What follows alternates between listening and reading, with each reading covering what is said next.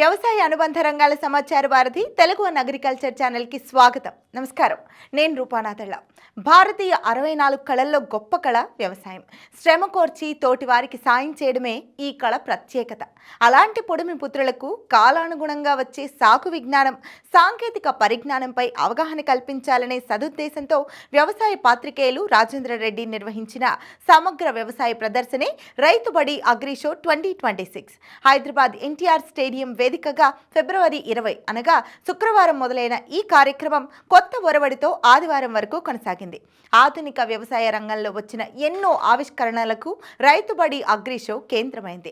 పొలం దున్నే ఇనప నాగళ్లు, గట్టు సరి చేసే లెవలర్లు, విత్తనాలు విత్తే సీడ్ సోయింగ్ మిషన్లు, గంటల్లో వరి నాట్లు వేసే ట్రాన్స్ప్లాంటర్లు, నిమిషాల్లో ఎరువులు పిచికారీ చేసే వివిధ కంపెనీల డ్రోన్లు, ఒకే రోజులో 100 ఎకరాలు నూర్పిడి చేసే హార్వెస్టర్లు, వరి గడ్డి వృధా కాకుండా చుట్టిపెట్టే బేలర్లు, పర్యావరణానికి మేలు చేసే సోలార్ పవర్ యూనిట్లు, శాటిలైట్ డేటా ఆధారంగా ఏఐ సాయంతో వాతావరణ ప్రభావాన్ని వారం రోజుల ముందే విశ్లేషించి ఇచ్చే యాప్స్, వివిధ రకాల పంటల్లో చీడపీడలను ముందస్తుగా అంచనా వేసి పరిష్కారాన్ని చూపే యాప్స్, వివిధ కంపెనీల జీవన ఎరువులు, నాటు విత్తనాలు, వందలాది రైతుల సహజ సేంద్రియ ఉప ఉత్పత్తులు, పూలు, పండ్లు, కూరగాయల విత్తనాలు, దుంపలు, పండ్లు, ఔషధ మొక్కల నర్సరీలతో స్టాల్స్ ఆహుతులను కనువిందు చేశాయి. ఉద్యోగ విరమణ తర్వాత కూడా తమ వంతుగా రైతు లోకానికి సాయపడాలని కిసానుగా మారిన జవాన్ల స్టాల్ మొక్కజొన్న, వేరుశనగ, సోయా, పప్పు ధాన్యాలను సులువుగా నూర్పిడి చేసే థ్రెషర్స్, నిస్సారమైన నేలలకు సహజ ఎరువులే చక్కటి ఔషధమని చెప్పే గ్రీన్లాండ్ వర్మీ యూనిట్ ప్రత్యేక ఆకర్షణగా నిలిచాయి. మొత్తంగా రైతుబడి 3 రోజుల అగ్రి షోకు విశేష స్పందన లభించింది. ఈ ప్రదర్శనను తిలకించిన మాజీ వ్యవసాయ శాఖ మంత్రి సింగిరెడ్డి నిరంజన్ రెడ్డి గారు రాజేందర్ రెడ్డి కృషిని అభినందించారు. రైతుల పక్షాన వారిని శాలువతో సత్కరించారు. రైతుబడి భవిష్యత్తులో రైతు యూనివర్సిటీ స్థాయికి ఎదగాలని ఆకాంక్షించారు.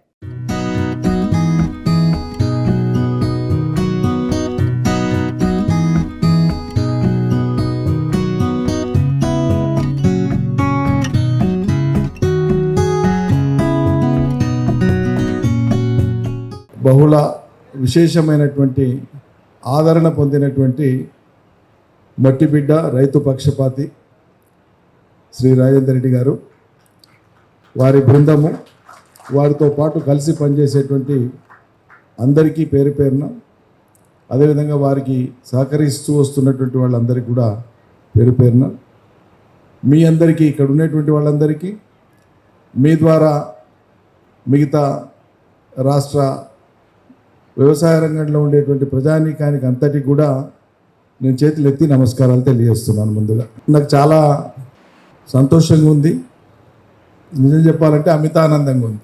ఒక అగ్రి షో నిర్వహిస్తూ ఉంటే వేల సంఖ్యలో జనం పోటెత్తడం అనేటువంటిది ఇది మామూలు విషయం కాదు.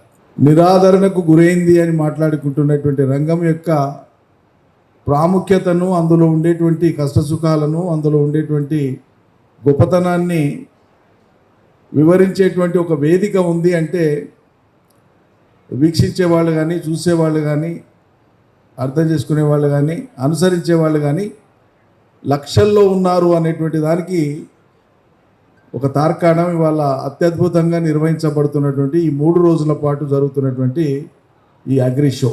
జీవితాలతో సంబంధం లేకుండా, శ్రమతో సంబంధం లేకుండా, విలువలతో సంబంధం లేకుండా విడుదలయ్యేటువంటి సినిమాలకు వేలమేరిలాగా పిచ్చెక్కిపోయేటువంటి విధంగా యువకులు పరిగెత్తేటువంటి ఈ కాలంలో నేను చూస్తున్నాను, చాలామంది యువతరం ఉన్నారు, నడి వయసు వాళ్ళు ఉన్నారు.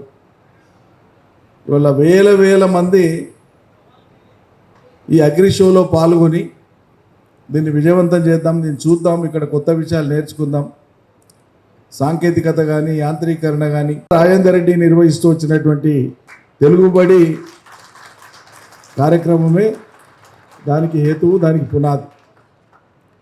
ఒక సాధారణ జర్నలిస్ట్గా జీవితాన్ని ప్రారంభించి అందులో తన నైపుణ్యాన్ని, తన నిబద్ధతను చాటుకుంటూనే తనకుండేటువంటి అన్వేషణ కానీ, తనకుండేటువంటి ఆ జిజ్ఞాస కానీ, ఇంకా ఈ సమాజానికి మెరుగ్గా ఏదో చేయగలను నేను అనేటువంటి ఒక ఆ తపన ఆయనలో ఉండేటువంటి ఆ ఉత్సుకత చాలా విశాల ప్రాతిపదికన రైతాంగానికి ఉపయోగపడేటువంటి మాధ్యమం ఏంది అని చెప్పి ఎంచుకొని ఇవాళ రైతుబడి అనేటువంటి ఒక ప్లాట్ఫామ్ని ఎంచుకొని సోషల్ మీడియాను అద్భుతంగా వాడుకుంటూ ఫేస్బుక్ కానీ వాట్సాప్ కానీ ట్విట్టర్ కానీ అదేవిధంగా ఇన్స్టా కానీ అన్నింటినీ అద్భుతంగా వాడుకుంటూ ఈరోజు సామాన్యులు గొప్పగా చదువురానటువంటి సాదాసీదా రైతులు కూడా ఈ సమాచారాన్ని చాలా సులువుగా పొందేటువంటి ఒక విశాల ప్రాతిపదికను ఏర్పాటు చేసినారు. ఇది రైతు బడిగా ప్రారంభమైనటువంటి ఈ కార్యక్రమం నేను చాలా బలంగా నమ్ముతున్నా. ఇది ఒక విశ్వజనీనమైనటువంటి ఒక విశ్వవిద్యాలయంగా అవతరిస్తుంది అని చెప్పి నేను నమ్ముతాను. అసాధ్యమైంది ఏం కాదు ఇది. ఇప్పుడు చాలా బలమైన పునాదులు పడ్డాయి. దీన్ని ముందుకు తీసుకుపోవడమే ఇక నుంచి జరగవలసిందల్లా. సగటు జీవులు చాలామంది వాళ్ళ ఉదర పోషణ కోసము కొంత విలాసంగాను ఇంకో రకంగా బ్రతకడానికో అనేక ప్రక్రియలు ఉన్నాయి సమాజంలో. కానీ ఎవరో ఒకరు తోవ చూపేవాళ్ళు ఎప్పుడూ ఉంటారు సమాజంలో. వీళ్ళు వ్యవసాయ రంగం ఈ రైతాంగానికి బాసటగా ఉండేటువంటి బాధ్యత మనకుంది.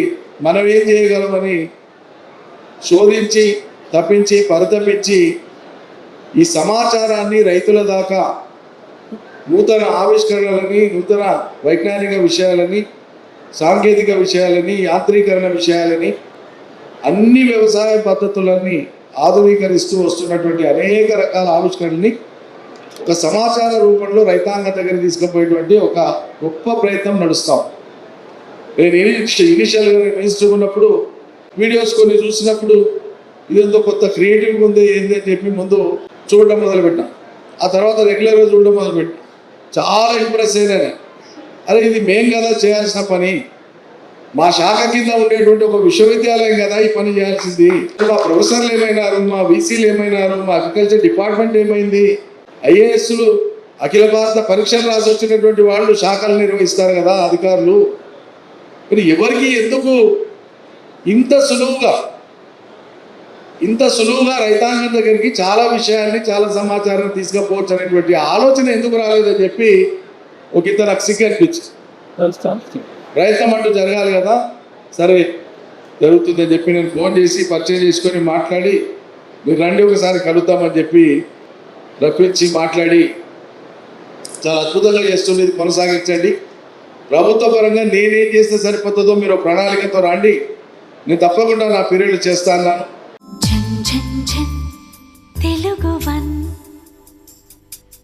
రమ్మంది తెలుగు వన్